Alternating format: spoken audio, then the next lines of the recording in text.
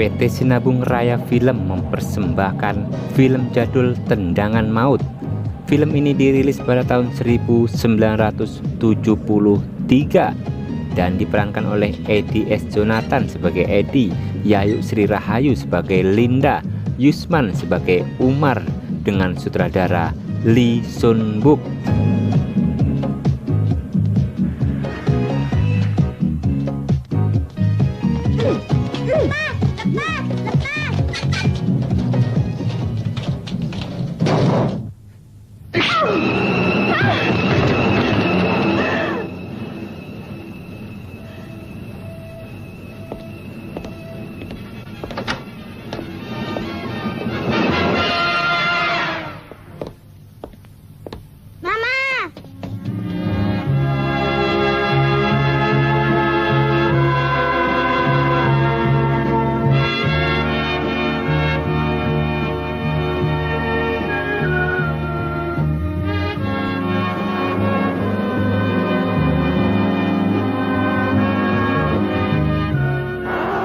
Dia adalah sekretaris saya. Suaminya telah gugur beberapa tahun yang lalu.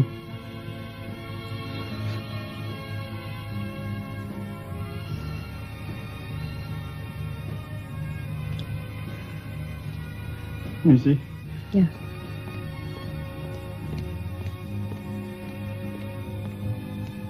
Om, Mama mana? Ada. Edi ikut Om ya.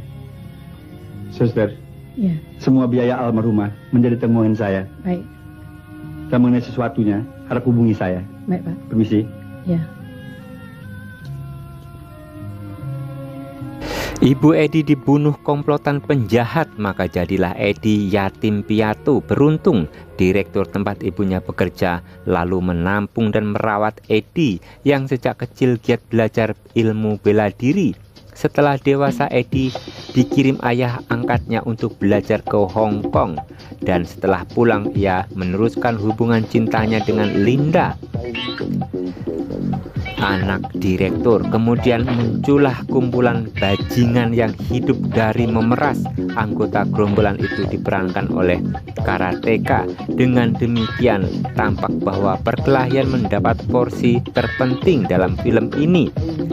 Di mana-mana Edi menghadapi pemeras ayah angkatnya hingga harus berkelahi terus-menerus. Dan puncaknya adalah Linda diculik.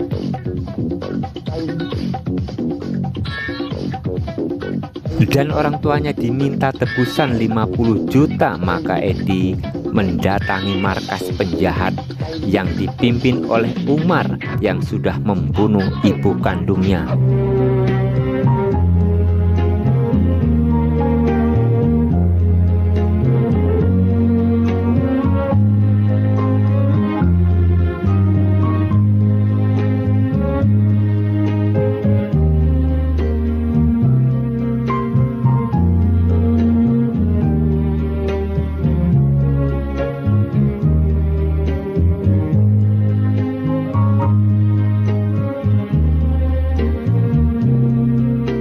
Film dimulai dari rumah Pak Suganda, ayah Linda, yang mengabarkan bahwa Edi, anak tirinya, akan pulang ke Indonesia dari Hong Kong. Linda sebagai adik juga kekasih diminta ayahnya untuk menjemput Eddie ke bandara. Linda, Setelah sang sebentar. ayah membaca bicara. surat dari Eddie.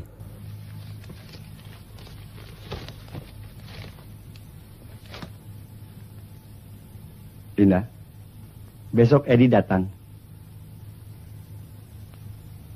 Dia sekarang sudah menjadi insinyur. Ayah harap dia bisa menggantikan ayah untuk memimpin perusahaan kita.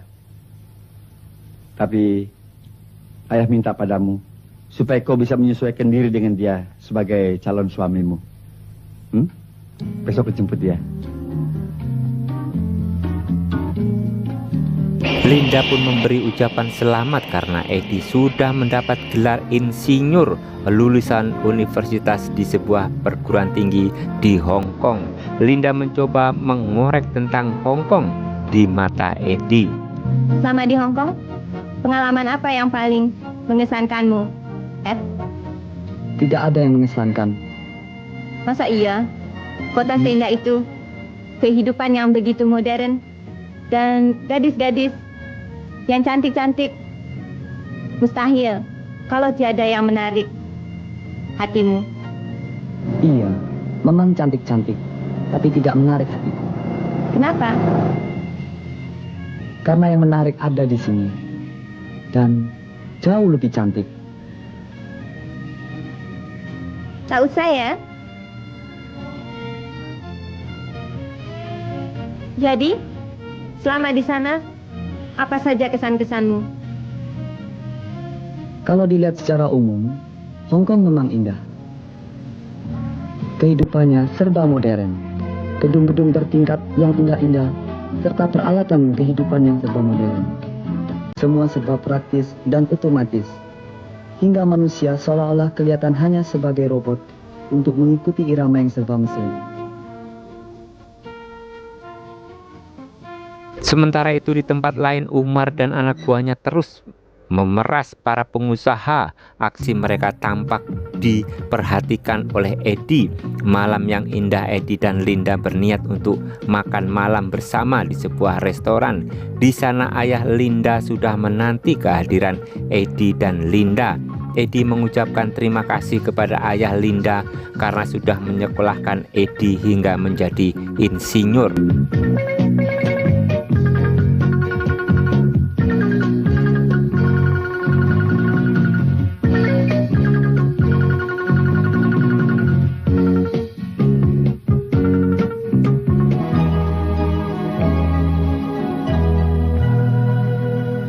Malam ini, kau cantik sekali.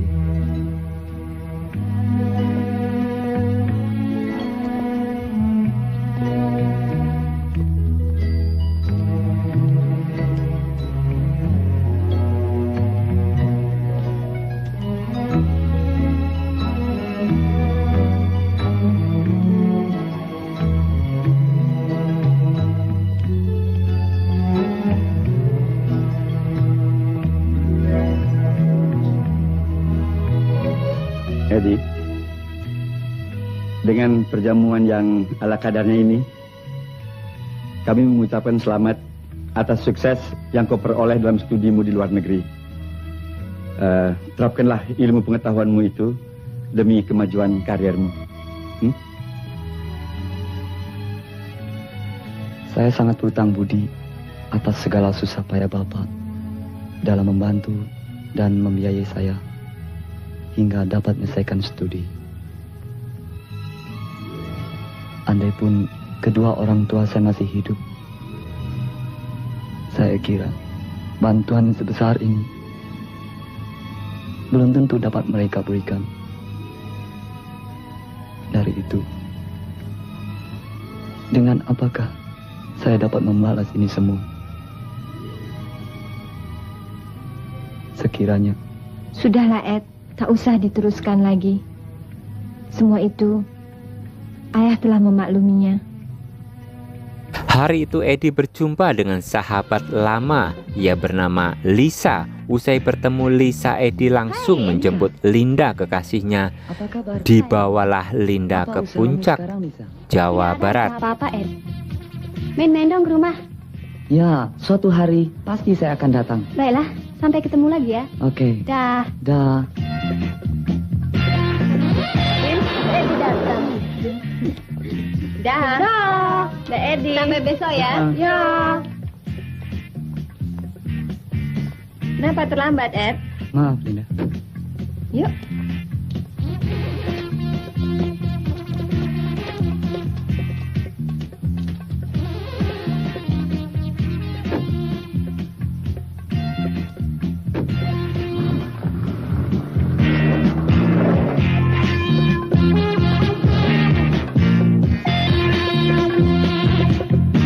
Usai dari puncak bersama Linda, Edi singgah ke rumah Lisa, sahabat SMA dulu. Tak lama berbincang, Lisa menerima telepon dari seseorang. Lalu Lisa menceritakan yang terjadi semenjak Edi ke Hong Kong terhadap dirinya. Apa, Ed? Apa sajalah.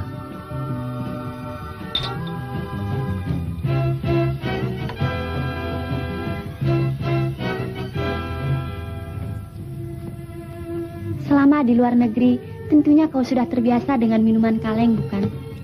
Apa kau masih ingat minuman kegemaran kita ini sewaktu sekolah dulu? Air jeruk dengan es batu? Tentu dong. Sayang, Ed, sekarang es batunya nggak ada.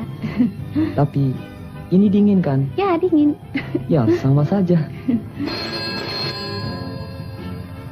Sebentar ya, Ed.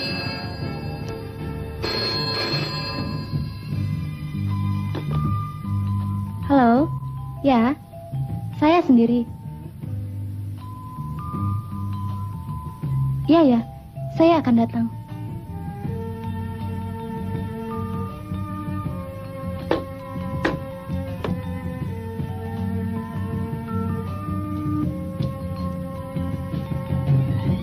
Ada apa, Lisa? Nggak apa-apa. Silakan minum, Ed.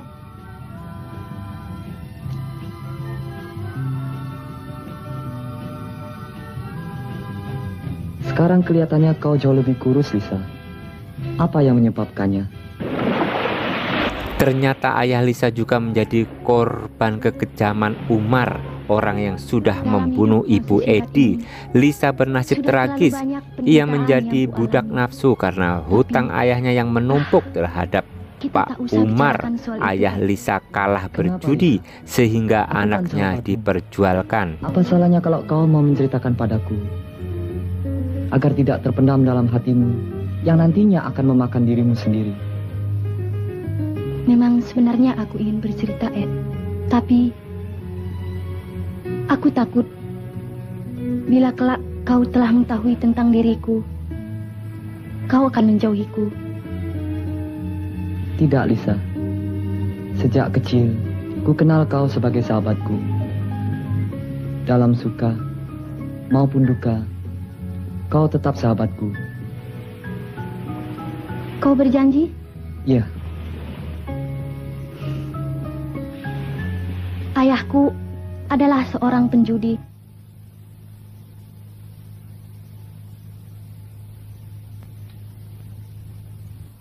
Akhirnya, aku harus menjadi korban untuk melunasi hutang-hutang ayahku. Hingga diriku ini tak lebih dari sampah yang terbuang di pinggir jalan. Siapa orang yang sekejam itu, Lisa? Orangnya... Ya, suatu saat kau juga akan mengenalnya. Sepulang kuliah, Linda tak sabar menunggu kedatangan Edi sehingga Linda naik becak naas di dalam perjalanan. Lisa bertemu anak buah Umar. Digodainlah Linda sama para berandalan tersebut. Linda ketakutan karena mereka berjumlah tidak sedikit. Dibawalah Linda ke sebuah rumah kosong, namun nasib baik menghampirinya. Edi melintas dan menolong dirinya.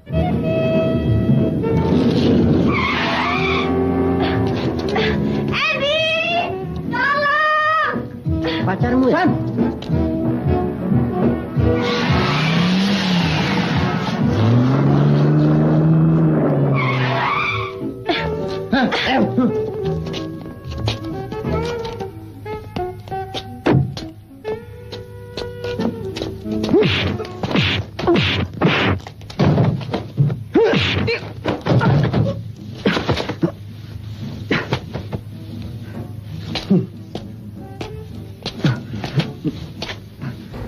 ayal, Edi pun dikeroyok beberapa berandalan. Biasalah jagoan biasanya mengalah duluan. Linda terus meronta-ronta karena diseret-seret ke sebuah rumah kosong. Edi terus memburu dan berjibaku melawan para berandalan yang terus menyerangnya. Linda terlihat khawatir terhadap kekasihnya yang dikeroyok beberapa orang.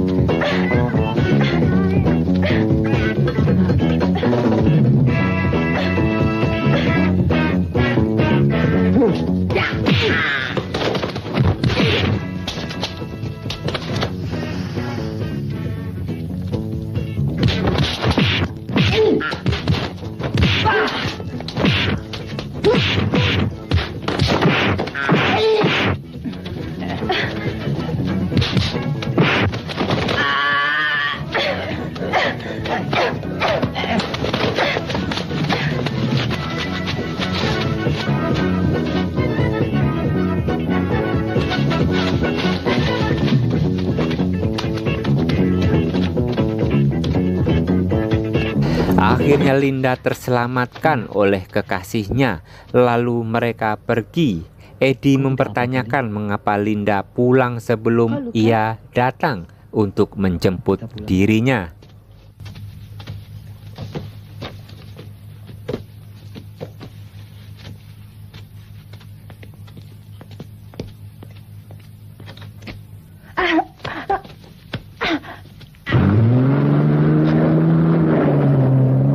Pulang sendiri sebelum aku jemput, Ed. Maafkan, Ed, karena jam kuliah sudah habis. Daripada aku harus menunggu terlalu lama, aku berpikir untuk pulang sendiri saja. Lain kali, kau lebih hati-hati ya, Lin. Dan waspada, sebab bahaya selalu mengintai. Di rumah Pak Umar, sang predator bos mafia kelas kakap, ia sedang asik dengan para anak ayam yang memeluknya mesra. Namun tak lama anak buah Umar datang tergopoh-gopoh dan melapor bahwa ada salah satu anak buahnya masuk rumah sakit karena dihajar oleh Edi. Hal itu membuat Umar marah dan menamparnya. Umar meminta anak buahnya untuk mencari di mana keberadaan Edi saat ini. Marah ya, Om? Bikin malu.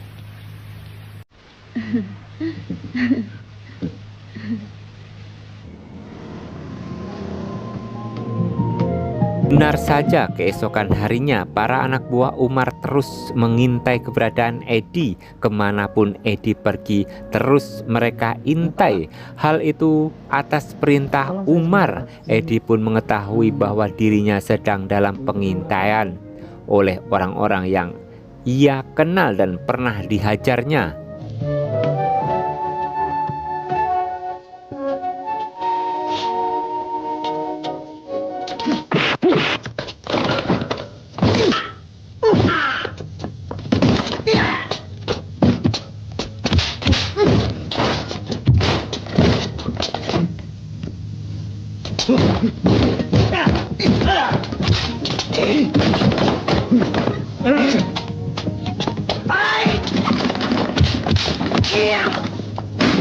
Kembali para cecunguk itu bisa dikalahkan oleh Edi untuk yang kesekian kalinya, untuk yang kedua kalinya. Sementara itu di rumah Umar, ia sedang menasihati anaknya Tatang untuk bisa kembali ke bangku belajar supaya bisa menjadi seperti dirinya. Kau tahu, Tatang, sekali dalam hidupnya seorang penjahat pun mampu menolong orang lain, apalagi menolong anaknya sendiri. Dari itu, ku minta padamu, Tatang, kembalilah kau ke bangku sekolah dan belajarlah dengan giat dan sungguh-sungguh. Dan kalau kelak di kemudian hari ternyata kau mempunyai bakat seperti aku, maka jadilah orang yang besar dan biarlah dunia bertekuk lutut di bawah kakimu. Perusahaan ayah Linda, Pak Suganda, didatangi Busro, anak buah Umar. Mereka mencari Edi.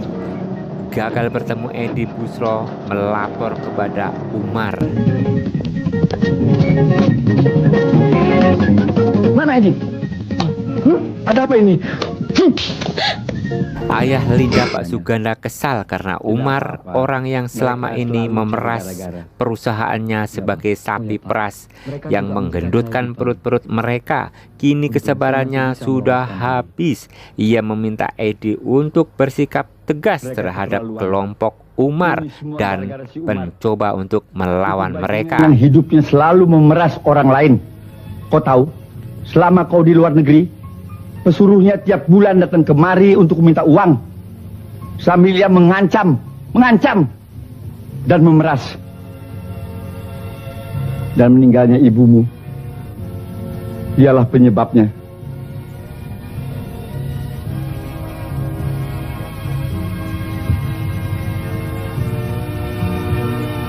Aku kira kesabaran kita sudah cukup. Kita harus bersikap tegas.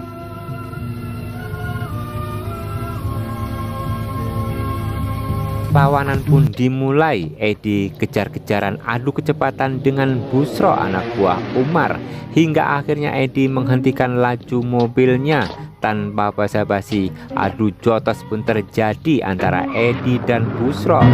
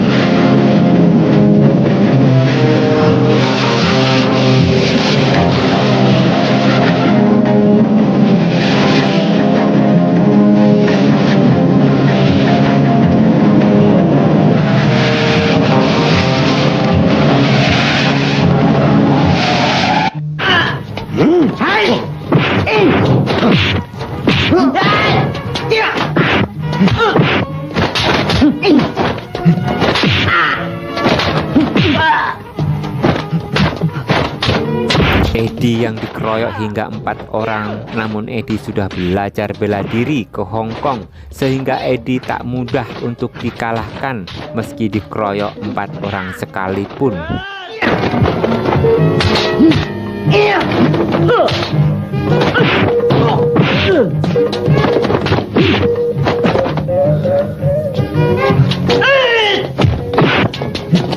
Satu persatu anak buah Umar terjengkang namun mampu bangkit kembali, hingga akhirnya Edi pun kehabisan tenaga dan menyerah.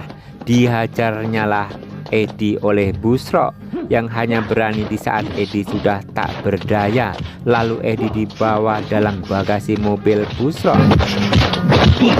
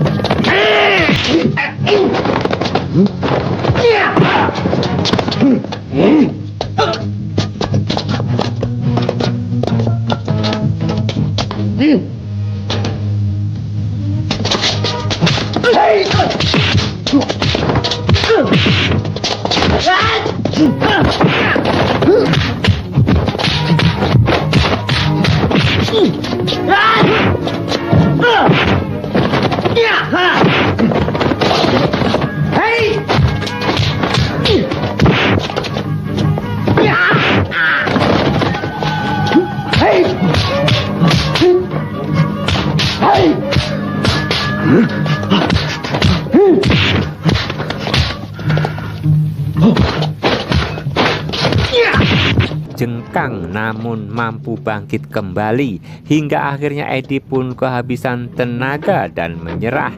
Dihajarnyalah Edi oleh Busro yang hanya berani di saat Edi sudah tak berdaya. Lalu Edi dibawa dalam bagasi mobil Busro.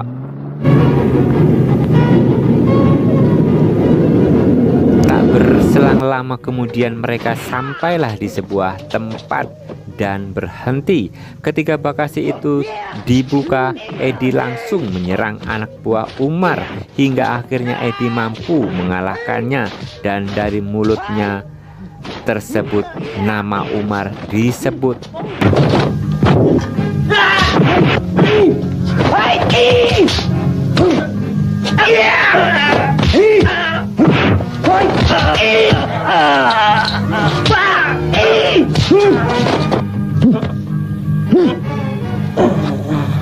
Siapa dalam perbuatan kalian? Siapa? Siapa? Ayo, katakan.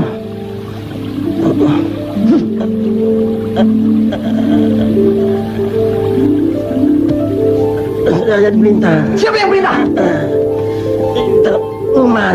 Dan disitulah tangan Edi mulai mengepal. Ia teringat akan kematian ibunya yang dibunuh oleh orang yang namanya barusan disebut, hingga Edi tersungkur di pusaran sang ibundanya.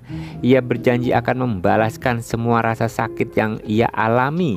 Namun tak lama ia meraung dan akan kembali pulang. Ia sudah ditunggu anak buah Umar yang meminta uang kepada dirinya. Apa yang dapat kubaktikan untukmu?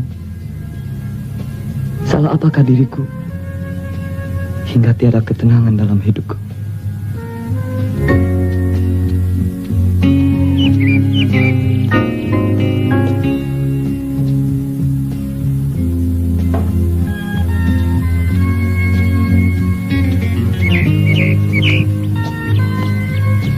Om, bagi duitnya Om.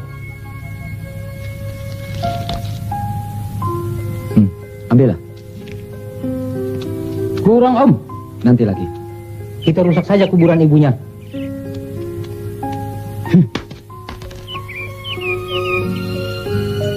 Bagi duitnya Om. Tidak ada. Bohong.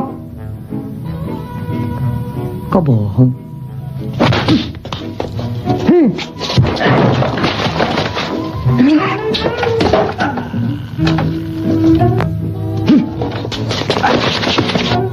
Naas kembali dari kuburan, Edi sudah ditunggu beberapa orang yang langsung menyerang dirinya. Tanpa bertanya, Edi pun tersungkur akibat pukulan benda tumpul tersebut.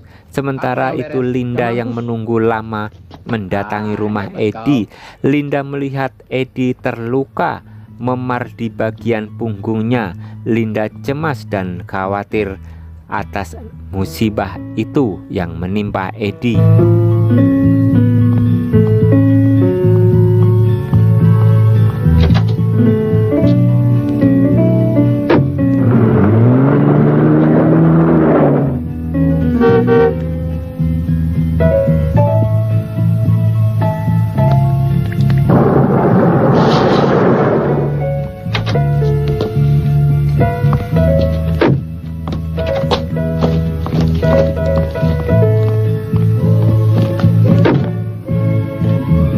kok, Ed? Punggungmu kenapa? Sini. Maaf, Lin. Aku tak dapat memenuhi janjiku. Kenapa jadi begini? Apa kau berkelahi lagi? Tak lupa Linda pun memberi semangat kepada Edi atas apa yang sudah ia alami. Linda meminta Edi untuk bersabar, namun Edi akan tetap menuntut balas atas kejadian yang sudah menimpanya hari ini. Dan kita harus tabah menghadapinya. Tapi, sampai di mana percobaan ini akan berakhir? Mudah-mudahan ini adalah suatu cobaan terakhir bagi kita. Aku telah banyak membuat musibah terhadap Bapak. Juga kerugian moral dan material bagi perusahaan. dan Umar meminta tebusan 50 juta rupiah pada Pak Suganda di tahun 1973. Tapi ingat, pekerjaan ini belum dapat dikatakan berhasil sebelum uang tebusannya kita terima. Maka waspadalah. Kelalaian yang sedikit dapat menimbulkan bahaya yang besar.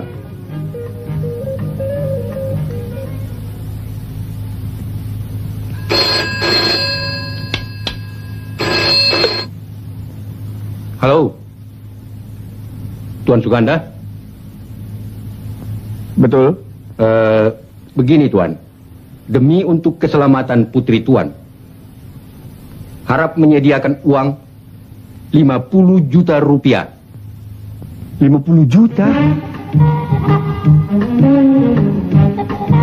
Pak Suganda kaget mendengar permintaan tak wajar itu. Lalu Pak Suganda langsung menghubungi Edi untuk meminta bantuan. Edi pun sudah mengetahui siapa dalang dibalik penculikan Linda kekasihnya, dan Edi akan membebaskan Linda dari tangan anak buah Umar. Berusaha untuk menyelamatkannya.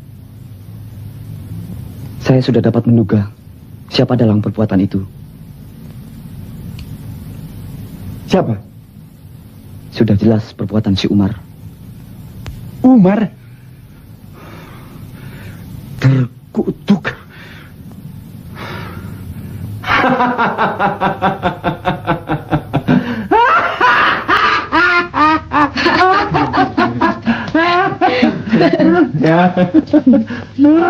Lalu Edi memasuki zona yang berbahaya. Namun dengan tekad dan semangat, Edi terus mencoba melawan para anak buah Umar yang mulai kesulitan menghadapi serangan Edi.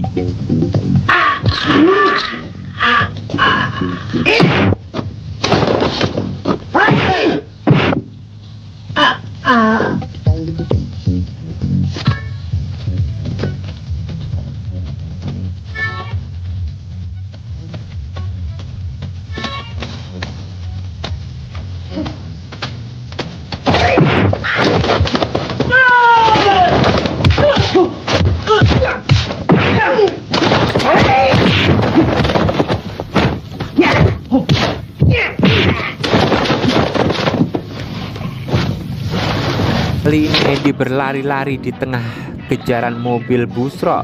Ia terus berlari dalam nafas yang terengah-engah.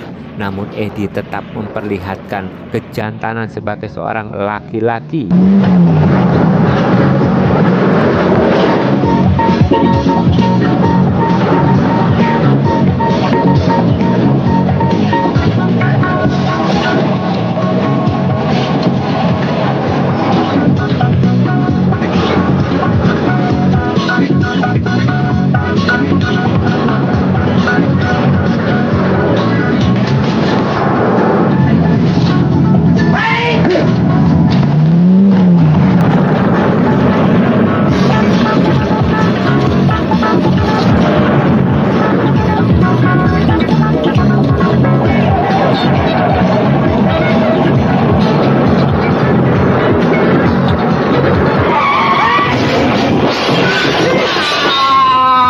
Sementara itu di dalam, Lisa yang berada di tempat itu menemukan kunci di dalam laci. Di tempat lain Umar tengah asik bermain judi. Umar belum menyadari bahwa di luar Edi mulai merangsek masuk ke dalam rumahnya dan menerobos satu persatu anak buahnya. Lisa pun berhasil keluar dari kamar dan membawa kunci untuk menolong Linda. Namun ada sesosok yang mengikutinya. Dia adalah Tatang, anak Pak Umar, dan pada akhirnya meja judi itu diobrak-abrik oleh Edi yang membuat berhamburan tamu-tamu Umar ke sana kemari. Umar berhasil meloloskan diri ke dalam gudang. Jaga dia.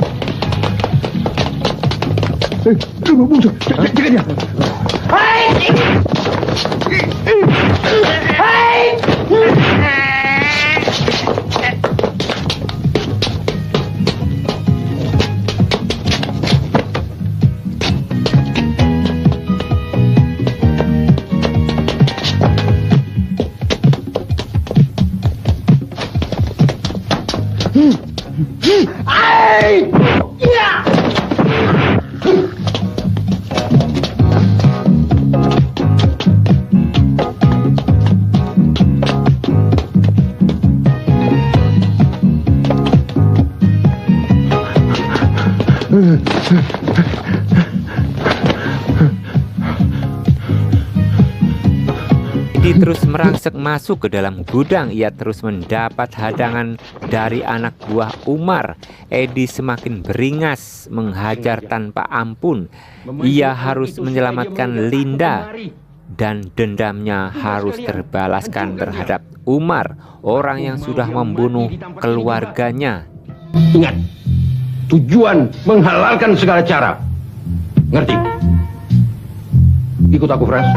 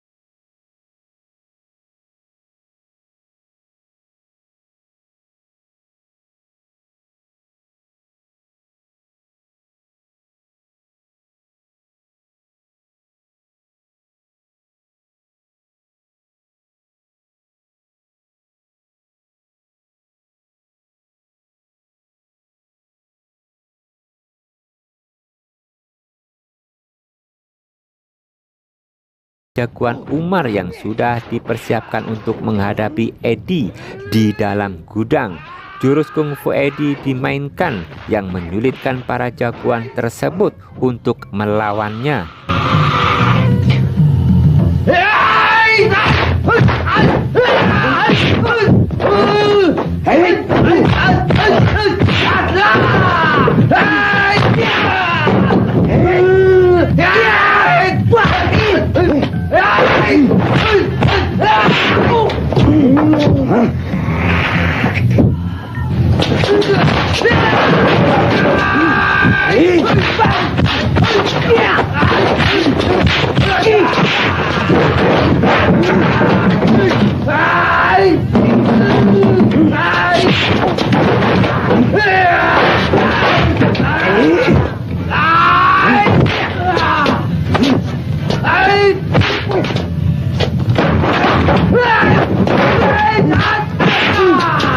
Kali ini Umar bisa ditemukan Edi, namun Umar masih dalam pengawalan sehingga ia kembali lolos dari kejaran Edi. Para jagoan Umar dibuat kalang kabut menghadapi Edi yang tak terkalahkan meski dikeroyok puluhan orang.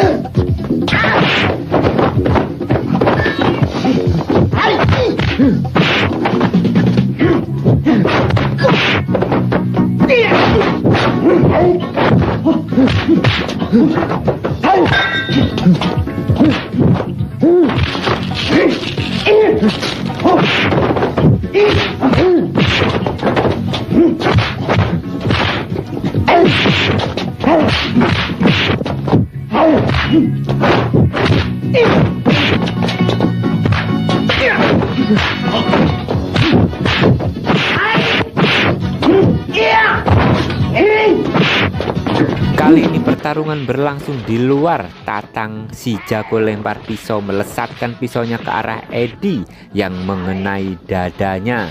Namun polisi datang tepat pada waktunya. Meski tertatih-tatih, Edi masih mampu menghajar Tatang yang sudah melukainya.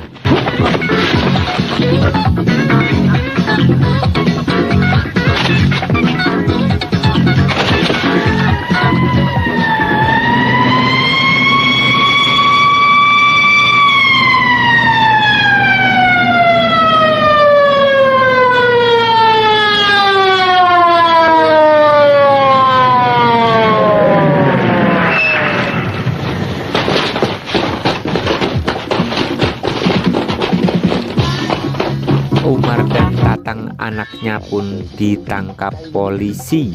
Sementara Edi tertatih-tatih dengan lukanya yang cukup parah. Namun Linda berhasil menolong Edi dan akhirnya film pun selesai. Terima kasih sudah menonton film ini hingga akhir. Sampai jumpa di video berikutnya. Salam film jadul Indonesia.